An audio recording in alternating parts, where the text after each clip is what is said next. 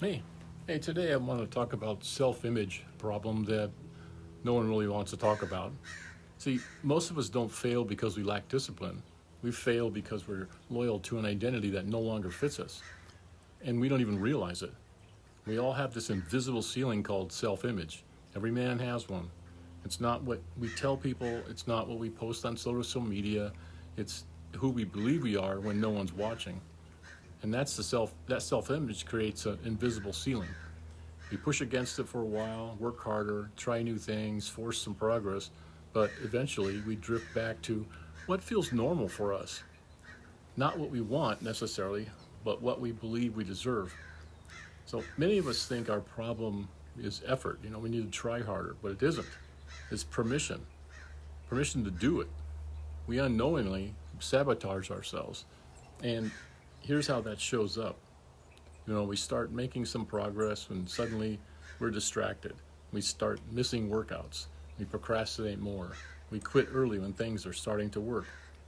Not because we're lazy, but because our current self-image is probably not comfortable with success.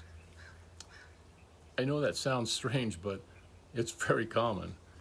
If our identity is built around the reliable guy, the I don't know how guy, or the one who never gets ahead, then progress feels wrong. And so we unconsciously pull back. See, many of us tie our worth to output. A lot of us learned, and at an early age, to measure ourselves by our results.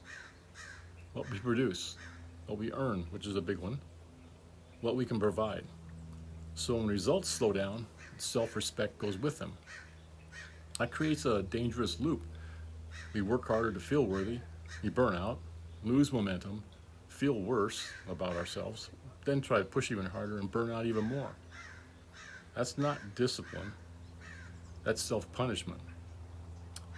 See, many of us don't rise to the level of our goals, we fall to the level of our self-image. That's why goal setting alone doesn't work. Goals are set so we can become the person we need to become to achieve the goal. I had a goal of learning to play drums. I did learn, but not by sitting there looking at my kid. I actually had to play and to grow in order to do that. You can want more confidence, more success, more peace, but if your identity says that's not really me, you'll find a way to stay where you are, and you never reach the goal. See, change begins when self-image changes, and here's the part most of us miss. We don't change our self-image by thinking differently. We change it by keeping promises to ourselves. Just small ones at first. Doing what you said you would do when it's uncomfortable and no one's watching. That's one. That's how self-respect is rebuilt.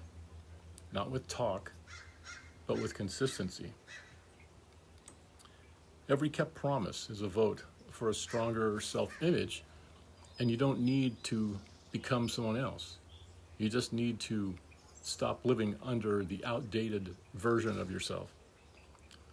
The man you're becoming will feel very unfamiliar at first. That doesn't mean it's wrong, it just means it's new.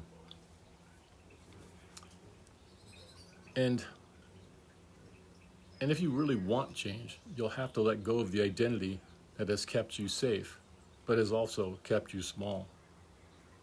So think about that. Give me any comments, anything you think about what I just said. And in the next episode, I'll talk about why motivation fails and what actually works for men instead. But remember, if you woke up breathing this morning, it's never too late to change.